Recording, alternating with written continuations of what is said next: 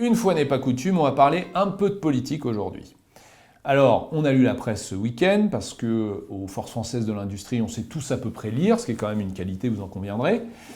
Et dans cette presse, entre les nouvelles du prince Andrew, les tweets de Trump et les grèves qui arrivent, on s'est rendu compte, comme tout le monde, que Emmanuel Macron s'était quand même fait un petit peu chahuter en allant visiter l'usine Whirlpool.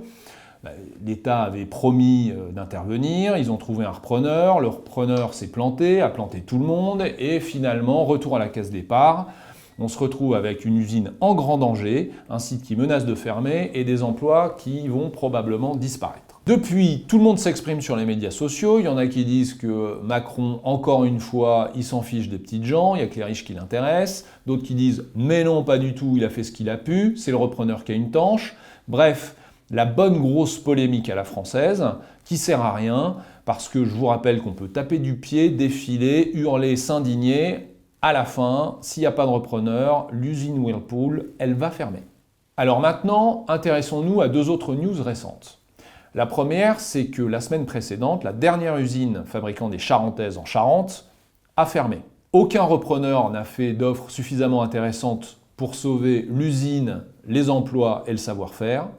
Et là, pas de médias, pas de Macron, pas de polémique, tout le monde s'en est globalement foutu. Deuxième news intéressante, les actionnaires particuliers, c'est-à-dire des gens comme vous et moi, se sont littéralement rués sur l'ouverture du capital de la Française des Jeux.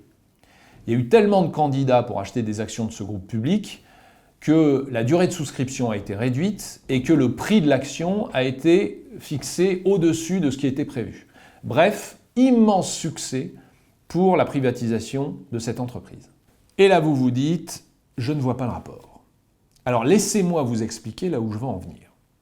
Nous sommes à la veille du Black Friday, c'est-à-dire que nous allons nous précipiter dans des boutiques pour acheter des tonnes de trucs pas chers made in super loin, tout ça pour faire quelques économies. Mais imaginez qu'on passe un peu moins de temps à polémiquer et qu'on fasse un peu plus notre boulot de consommateurs engagés et d'investisseurs responsables. Est-ce que vous ne pensez pas que les choses iraient autrement? Reprenons l'exemple de l'usine de Charentaise. Elle a fermé, certes, mais d'autres se sont développées, notamment en Nouvelle-Aquitaine, où Guillaume Gibault et le slip français ont réinventé la charentaise, redesigné le produit, ce qui fait partie du génie français. C'est-à-dire qu'on prend un savoir-faire traditionnel et on en fait quelque chose de tendance. Et je vous rappelle que c'est comme ça que Bernard Arnault est devenu récemment l'homme le plus riche du monde. Donc, en tant que consommateur, vous pouvez déjà acheter des marques comme le slip français plutôt que des produits importés. Et c'est comme ça que vous inciterez d'autres entreprises à relocaliser leur production en leur démontrant que le Made in France, finalement, ça fait vendre.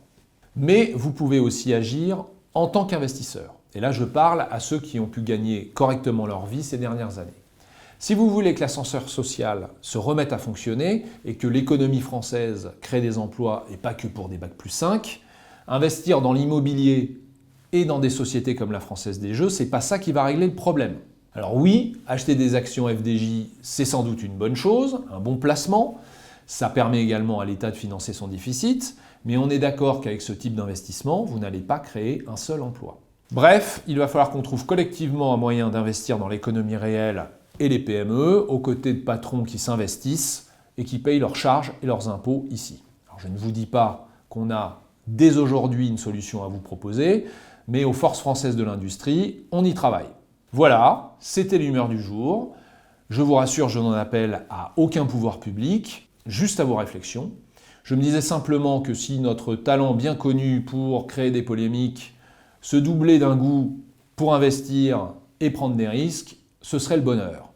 Alors que ceux qui ont peur que cela nous prive d'un certain nombre de sujets de polémique se rassurent, on en trouvera d'autres, n'ayez crainte.